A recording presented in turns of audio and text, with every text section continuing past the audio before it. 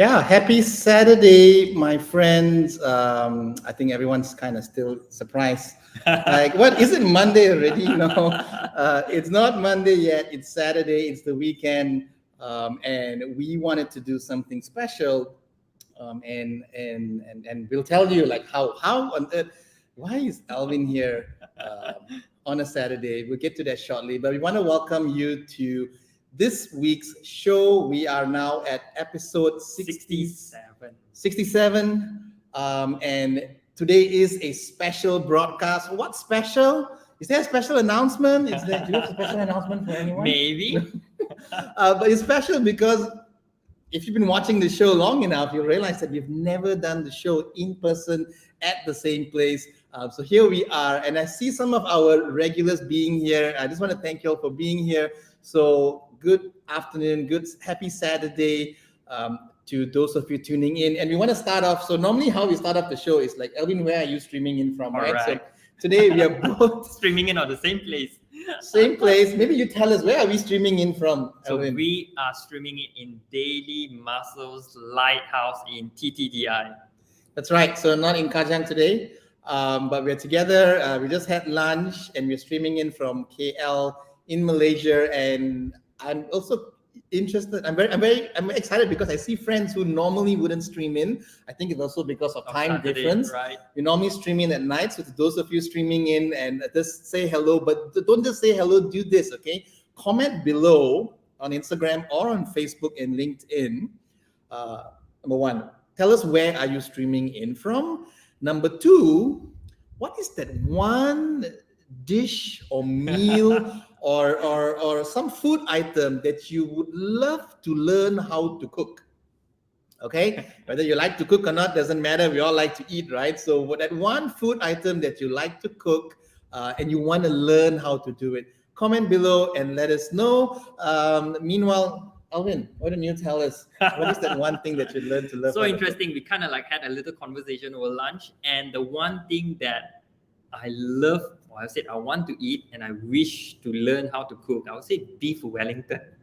There's the beef, and then outside is like the pastry, crispy pastry. Have you eaten that before? Eating it once.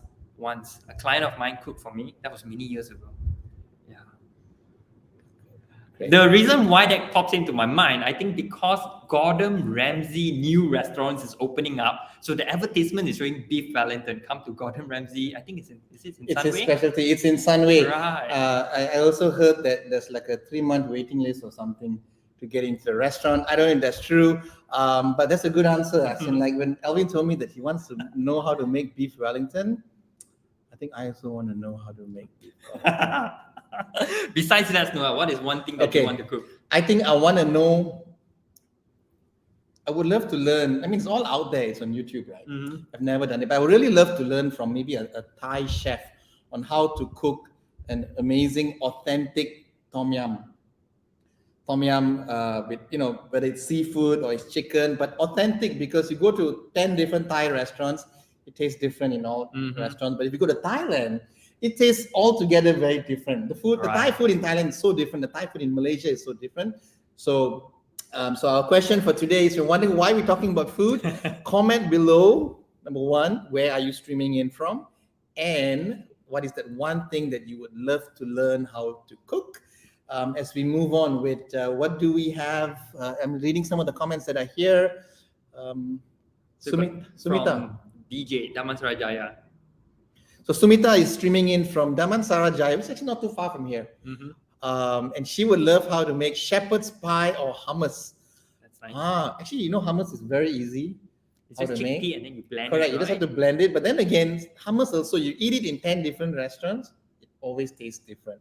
So I totally understand. So great. Thank you for sharing that, Sumita. There's actually a lot of activity going on Facebook. Mhm. Were there any other comments None at the moment. at the moment? Yeah. So for Okay. all of you who are tuning in, we invite you on Facebook and LinkedIn to please click on the share button so they can reach out to more people. And I can see a different audience on Instagram.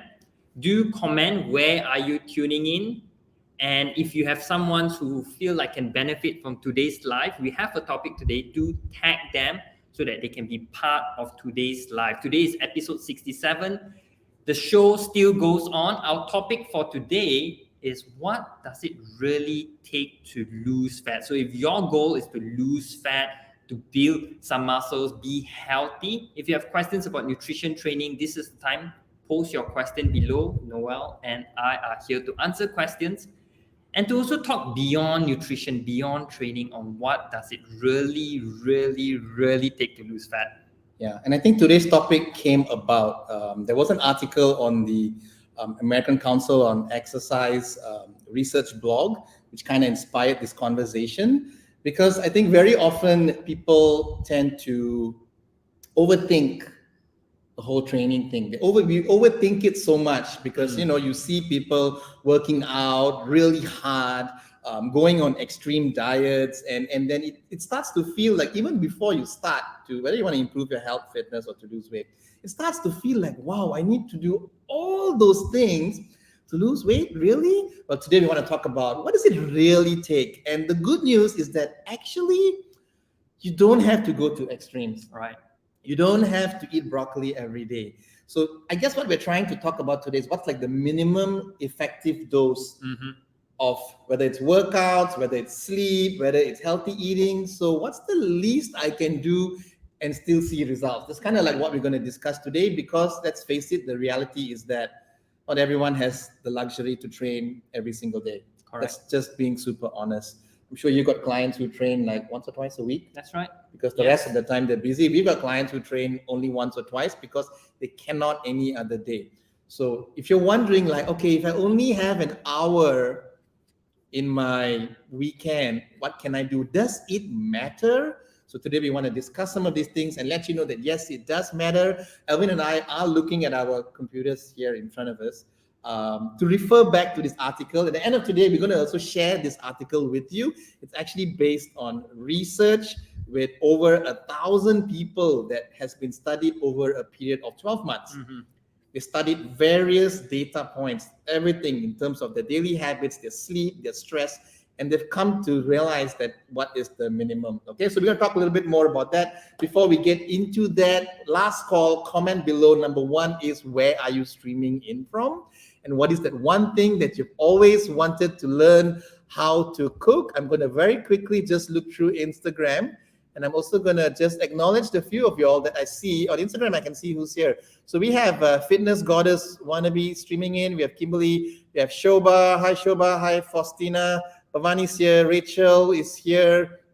We have Lopez, Christelle, and Gita. Gita is an online coaching client of mine who's streaming in from not in Kuala Lumpur, from far away from here. And we discussed also just the other day, right, Gita, about what's the minimum, least things that you can do on a daily basis. Awesome. So coming back to this article, like I said, they studied about 1,000 people over a period of 12 months. And the first thing that has come off, I'll do the first one and maybe we go on to the second point, okay? The first surprise, okay, is that we realized that even some effort leads, no matter how small, actually can make a difference.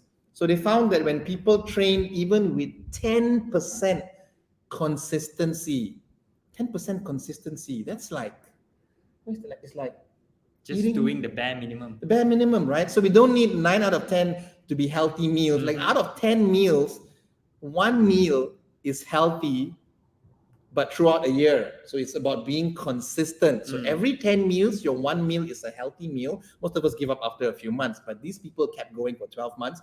They found that they still lost up to 11 pounds of body fat. 5 kilos. It's about 5 kilos of weight over a period of 1 year. Just 1 healthy meal out of 10, right? So that's 10% consistency. Of course, 10% also refers to, in terms of all the other habits, their sleep, their water intake, and their training. So that means even if you had a program that was designed for you, but you just could do 10%, but you did it consistently, you're still able to see results. They also found that most of them lost between 5 to 6% of their body weight. Again, this is anyone from as little as 10 to 49% consistency. 8 to 11 inches lost from their total body circumference, and 2 to 3 inches from their waist alone. That's actually pretty impressive results. Most people, if you tell them, hey, look, you train for 5 to 6 months, and if you just give 50% of your effort, people will be like, sign me up for this. Correct. I think that is so interesting because you see, the research is done on a year basis. And I think that when people first join the gym or even hired me as a trainer, we think very short term. We think, okay, I want this in 3 months. I want this in perhaps 6 weeks, 12 weeks, very short period. But when you give yourself that long period of 1 year, you can actually achieve a lot of things just by doing 10%. Or in fact, how about I put this? You can achieve a lot of things just by showing up. Noel. Yeah. Just by decided to change, drive to your gym and just show up. Whatever happens there, it's okay. I'll just do that walk, do that workout, see my trainer, join that group classes. And 1 year later, you will be in different place. Correct. And in case you're wondering, so maybe you're thinking that, but 5.5 to 6% change in my body weight doesn't mean so much.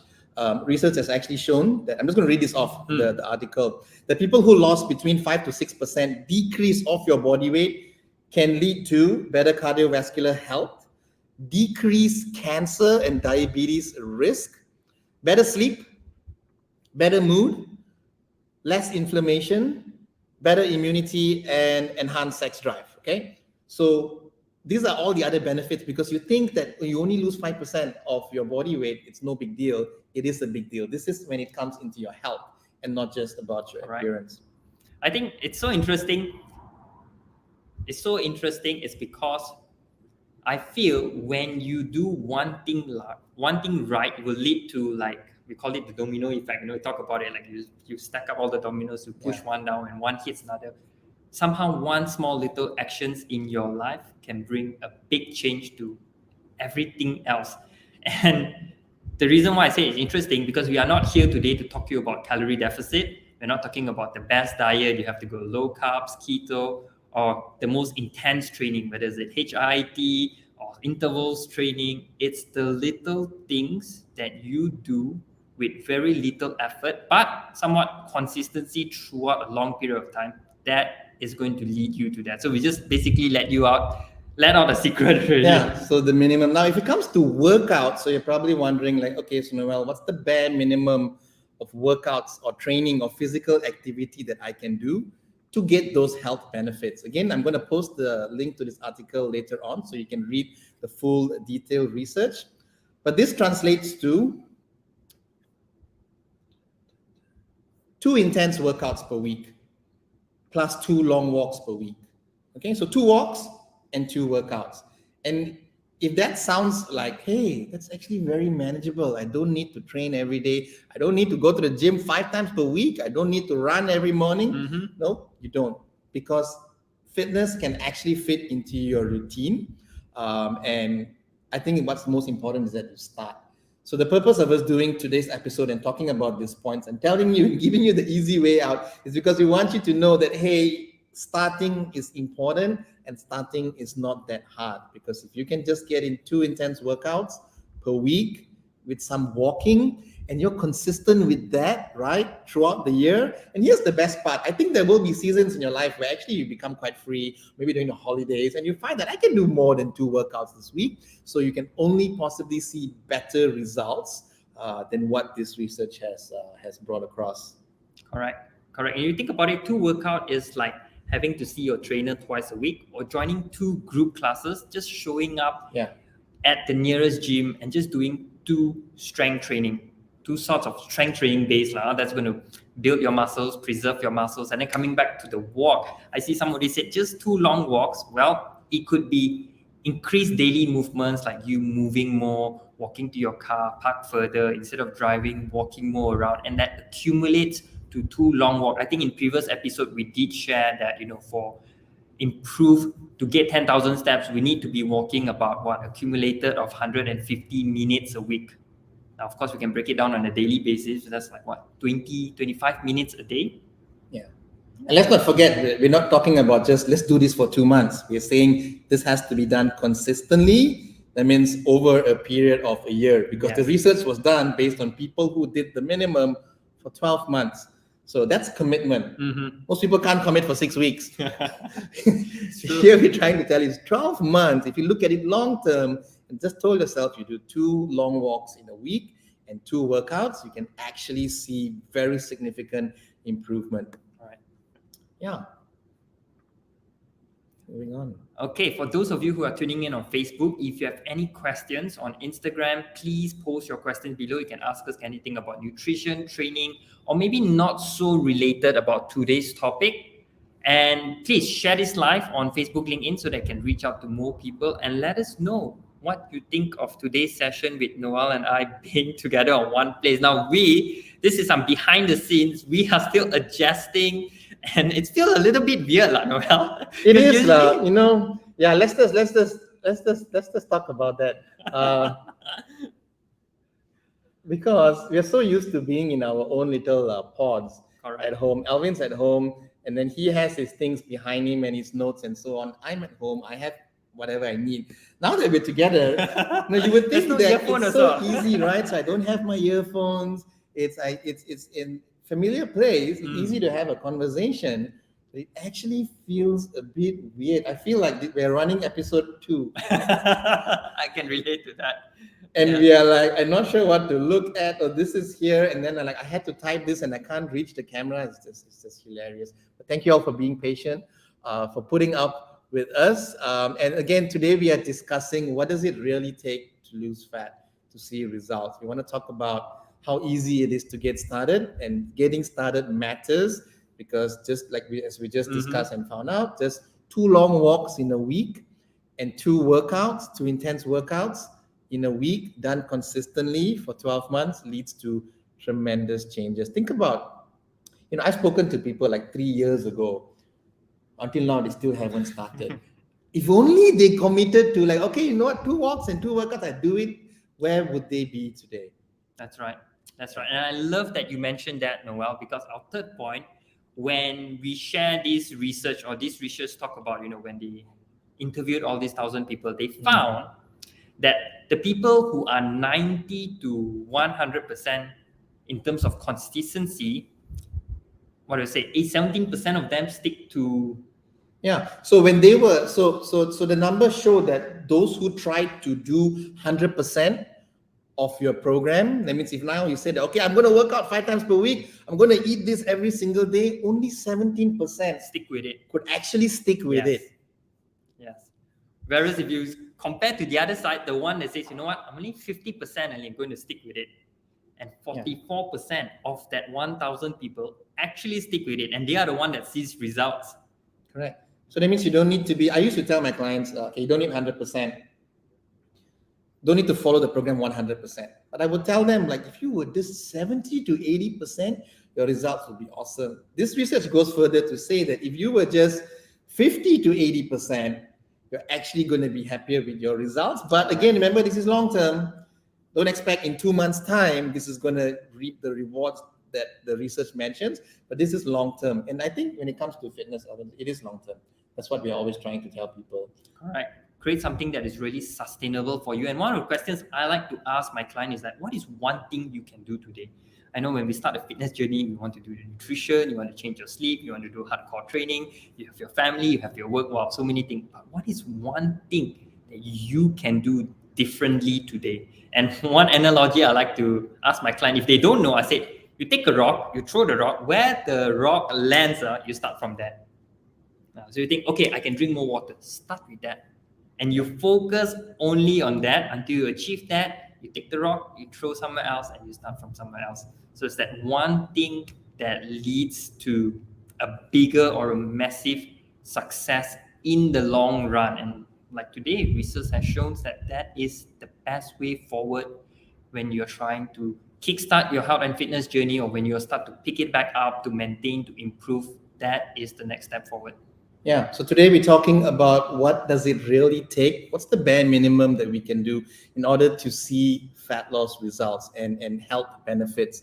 And the next surprise statement that came out from this research study is that even the most dramatic, that means over a period of 12 months, again, 1,000 people were looked at, the most successful before and after transformations that were jaw-dropping, even they did not stick to the program 100%. They were 80 to 90% consistency. So even 80%, that means out of 10 meals, 8 were on track. The other 2 were not on track. And that's actually, it's actually very doable, because if let's say you eat, let's say you eat 5 meals a day, okay, in terms of calculation, if you eat 5 meals a day, including your snacks, so in 2 days, there's 10 meals, right? So that means in 2 days, out of the 8 meals is on track. The other 2 meals, that means like, let's say tea time, you had a donut. And the next morning you had pisang goreng, I don't know. But the remaining 4 meals in the day, you stayed on track. You actually see super dramatic results. Because, why? This is long-term. Over a period of 12 months, that one donut actually doesn't matter. Correct. So we have a question here. I'm going to pin this up on Facebook. And she asks, why visceral fat percentage goes down faster, but overall fat percentage is such a battle? Wondering why visceral fat percentage goes down faster, but overall fat percentage is such a battle. So I'm guessing she's using an InBody scale to measure. Probably some of the scales give you an idea, or sometimes you can just kind of like visually see where your body tends to accumulate fat. I think so. Lata is saying that she is guessing.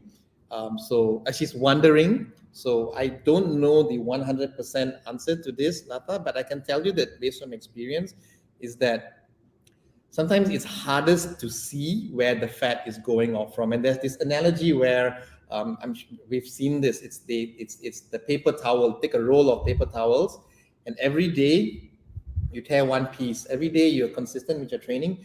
You tear one piece of the paper towel, the roll of paper towel. If you look at it every single day, it seems like it's not changing. You look at it after 2 weeks or after a month, you compare it with the original roll, it seems like it's not changing. But over a long period of time, it does. And the thing about visceral fat also, you can't specify to your body where you want to lose the fat. Your body accumulates the fat in different places. So it comes down to really being consistent. So it can't be a short-term thing. You can't go on a crazy diet for 3 months and then wonder why the fat didn't go from here and there. So it is a journey. It is a complete lifestyle change that's required in order to see the results that you're looking for. Because to be honest, I mean, Lata, I'm sure we didn't get here overnight. It didn't just in 3 months, suddenly the visceral fat went up. It was a process that probably took many years. So it's going to take some time in order for your body fat percentage to go down also. And the thing about these scales also, I must say, there is some error. It's not 100% accurate. You could go to a hospital and do something which is called a DEXA scan. Is that what they immerse you in water? That's a hydro scale something, hydrostatic. Which gives you a more accurate representative. But it's going to cost a lot. And is it necessary, Noel? Probably not. You just go back home more worried, thinking, why is there more fat here? Why is there more fat here? I think overall, the best way to approach this really is to be consistent with your habits and your training. And as you're consistent with that, you're still going to lose body fat. And eventually, if you keep doing it, you're in it for the long run, whether it's 1 year, 2 years, you're going to lose the fat that you're supposed to lose. Absolutely. And my preferred way of measuring progress is, number one, I'll use a measuring tape to measure waist and hips. And of course, guys, you can measure your chest, waist, and hip, because any reduction in your waist and hips could or should indicate fat loss. So if you are a certain inch in your circumference in your waist, and then any reduction over the next few months shows that, hey, you are losing fat. So whatever you're doing before that in your journey, keep doing it. Okay, and number two will be progress picture, because there will be a time where all these numbers are going to remain the same, but how you look in picture, how you feel, or how you are in your clothes is going to be completely different, because you could be gaining muscles and losing fat, but your weight remains the same. Yeah. So don't get too worked up over the machine, Lata, or what the result says. You focus on overall health, staying active, and reducing overall body fat, because eventually you're going to hit that total body fat loss. That's what we aim for.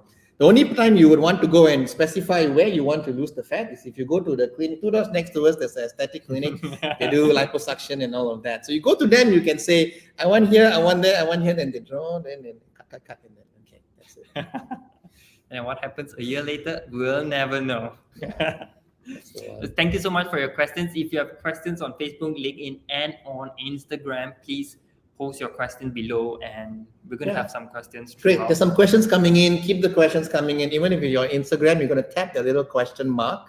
That's the best place to ask the question. And let us know where are you streaming in from, whether you're on Facebook, you're on LinkedIn, or Instagram. We are here on a Thursday afternoon, on a Saturday afternoon. So some of you all, if you just like woke up, different time zone, you're like, oh, it's Monday already. No, it's still Saturday. We're doing a special broadcast because Alvin's here. We had lunch. We're going to sit down and work on a few things. So we thought that it'd be nice to come and stream together. And if you were here earlier, you would realize that, we were actually sharing that. It's actually kind of awkward. It's kind of awkward. I feel like Alvin's too close. But then we have a whole space together. We had this whole massive gym, but in order to fit in the camera, it's like we had to get really close, right? And we are getting used to our notes being here and there, and it's like it doesn't feel like a conversation. I feel more like we're having a conversation when I'm in my house and I'm on IG and he's in his house and on IG, because I'm looking at him face to face. Here, I'm not looking at him face to face. So if you're watching and wondering, like, these two guys are a bit off today, it's like we are a bit off. We are a bit off. And I was telling Alvin how it feels like this is episode 2. So thank you for being here. Keep the questions coming. We are today discussing an article that was published on the ACE Fitness, American Council on Exercise research expert articles. And where they did a study, they studied 1,000 people over 12 months and looked at various data points in that 12-month journey and realized that this fat loss journey is actually very, very doable, and some surprising things came up. So that's what we are discussing today. So there's a whole list there. We're not going to go through the whole list, but we also want to open up some time for questions. We're going to be live for another about 10-15 minutes. So keep those questions. Maybe we take a question first, Alvin, and then we will see what's the next point that we will go to. Okay, so we have a question here from Sumita, and she's asked, I feel like I have reached a plateau. I'm not sure what my workouts are doing for me. I'm putting on weight, although I still feel fit. Would increase the workout time help? What kind of workout should I be focusing on daily? I'm going to rephrase that question and say that I hit a plateau. What more can I do in my training? So I'm going to assume, Sumita, you as my client asked me that, say, hey, Alvin, I hit a plateau in my training. What more can I do? And my answer will be, what is one thing you want to achieve next in your training? Do you want to maintain? Do you want to prepare for a marathon? Do you want to hike up a mountain? Do you have an event? Do you want to add some lean muscles? Do you want to, how much time you have? So when you can have all of those information, or it kind of direct you to a very specific goal, then your training will dictate what kind of workouts you should be doing. So that is the most important question, Sumita. So if you have an upcoming marathon and say, I want to join my first half marathon, I've never done half before, or a full, then your training would be more cardio. Okay, it will be 60% cardio, 40% weight training. It gives you a very clear path until you achieve your marathon.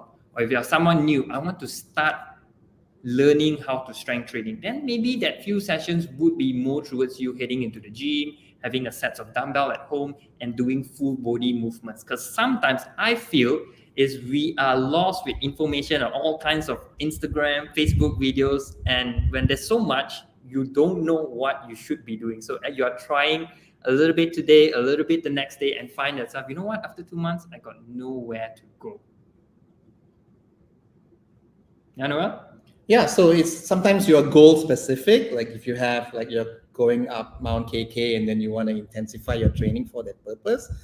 But other than that, if you don't need to have a goal every single time, right? But it's really scaling up and scaling down and knowing that part of the fitness journey is life. Sometimes things come in the way and you get busy with things and your workout's going to change. What matters is that actually what you mentioned is a very key thing, Sumita. You said that your weight's going up, but you still feel fit. I think at the end of the day, if you're still training, you're enjoying what you do, your body's still serving you, you feel fit, that's okay. That's fine, right? No one says you have to look a certain way. I think sometimes we tend to compare, or we have seasons in our life where we are super fit. But realistically, as we get a job and sometimes people have children, things change. And then you realize that you can't be that person who had a six pack 5-6 years ago. Things change. So continue staying active. I think that's really what it is. And then when you have a goal, then there's something that you can work towards. If you need help with anything, you can always go and reach out to a coach who can come up with something for you, right? So you said that your weight has gone up, but if it doesn't mean you have to lose it, right? But if your goal is to lose it, then put together a plan to lose it. That's it. It's as simple as that. I hope that kind of answers the question and we didn't confuse you any further. But thank you for asking that. I think a lot of people can relate to that. I love that, Noel. You just now saw that and said, I'm happy my weight increased, but I'm happy that I'm being fit.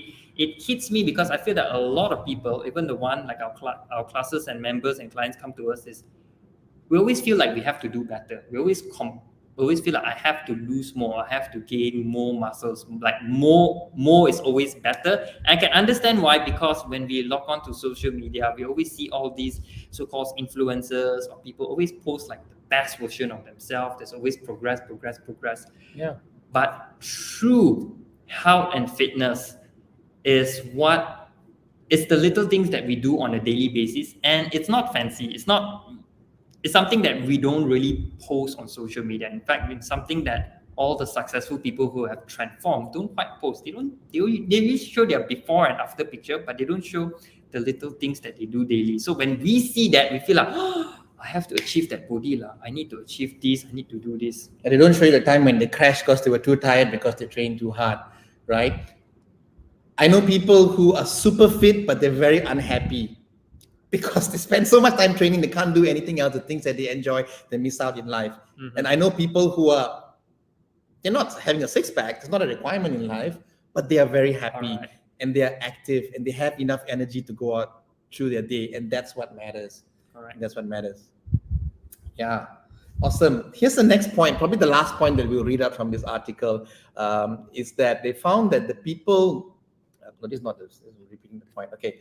The people's actual circumstances didn't determine what they were able to do. So sometimes you may think that, but no, I'm a very busy person, or you don't understand because I have this, therefore I can't go and eat this way. They realized in this research with 1,000 people who did a consistent training program that just because someone was busy doesn't mean that they couldn't do what they had to do. Because very often we come with this wall in front of us when you want to start a fitness routine. Elvin, maybe you have a client, a potential client who comes to you and they're like, I want to train, Elvin, but I can't be like that person who trains 3 times per week because my job requires me to this. Okay. So now I know you would say that, but Noel, you got to understand that, yeah, I know I do understand, but the research has shown that actually they were still able to do it, or they were still able to dial down, maybe not a 60-minute workout, maybe they were able to squeeze in a 30-minute workout. So very often I think we come with excuses, we come with a mindset that I can't be like that person because of the circumstance that I'm in. Sometimes people come and they're like, I can't afford to join a gym. Doesn't mean you can't do all these other healthy habits. Doesn't mean you can't put on a pair of shoes and go for a walk, right? So this research has come out with actual data that says that actually all these people with different circumstances, different walks of life were still able to either scale up, scale down, or modify their routine and still have a favorable outcome and still lose inches of their waist, still lose 5 to 6% of their body weight, still lose up to 10, 11 pounds, that's like 4 or 5 kgs of their body weight over a period of 12 months. That's right.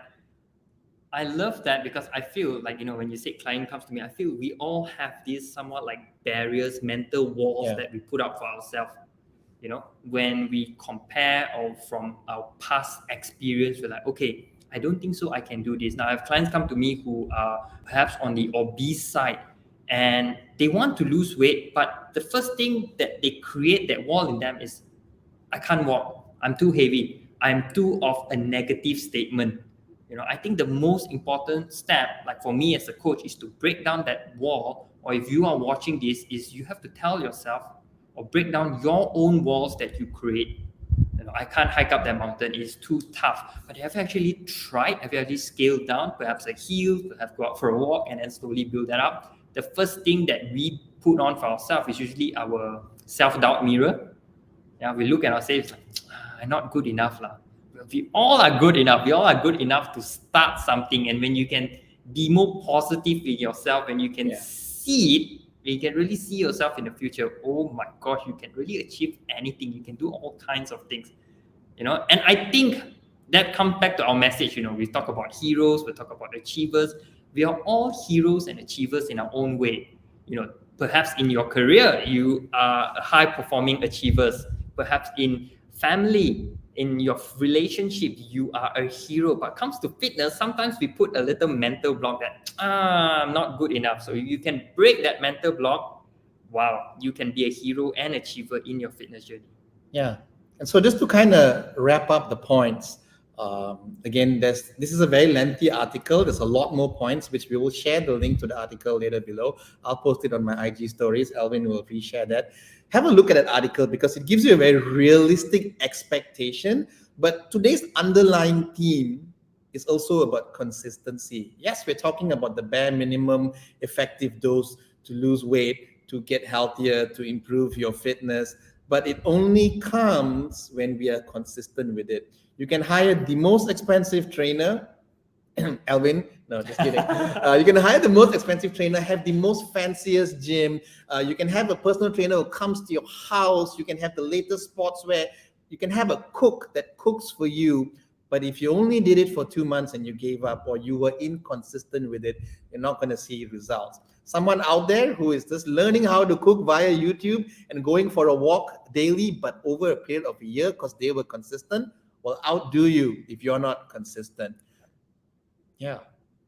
Wow, I think you sum it up perfectly, Noel. I hope that came across well. It's a very interesting topic because it's a topic close to my heart. We specialize in helping people get started with their fitness, and so I get a lot of people who never been to the gym before, hate training because there's all these expectations that they set up for themselves. And who set this up? It's all based on what they see, right? All right. So it's this is the message I love to get across to anyone out there. So this is coming towards the end of our Saturday afternoon, slightly awkward show. We'll repost this whole episode as well.